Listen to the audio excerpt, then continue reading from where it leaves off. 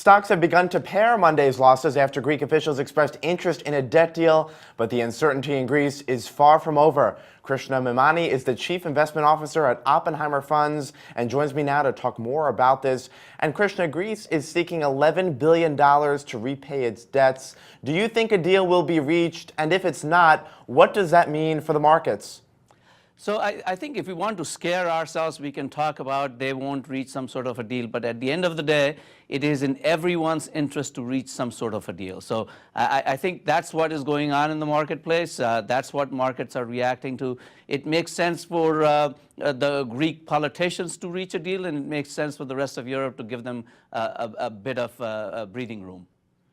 All right, let's talk about the markets more broadly. We've seen a lot of volatility so far in 2015. So for investors, how do you play this? I mean, what opportunities do you see out there in terms of sectors investors should be considering?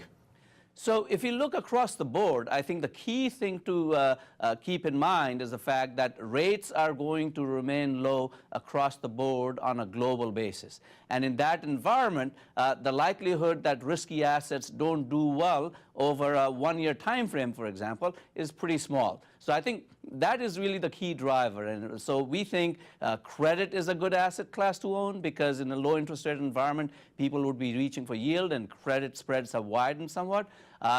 Even equities are a good investment. I think equities in the U.S., equities in emerging markets, looking for double-digit level returns in U.S. may not be appropriate, but getting some sort of low to mid to high single-digit is entirely possible.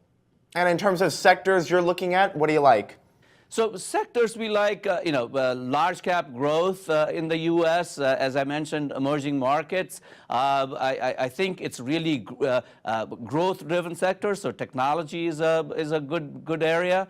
MLPs, for example, because of energy correction, MLPs corrected a great deal as well. So that offers tremendous value. I think it's a little early to go back into the energy sector, despite good valuations. I think the likelihood that they can drop further, I think, still exists. So I would rather wait than go in now.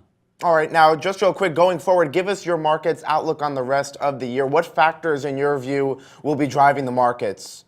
I think there are basically three things going on in the marketplace. One, what the Fed does. And I think the Fed may tighten some, but at the end of the day, it probably would not have a meaningful impact on the direction of the markets. It may cause volatility, but I think at the end of the year, rates probably remain around where they are, and equity markets are probably modestly higher than where they are right now.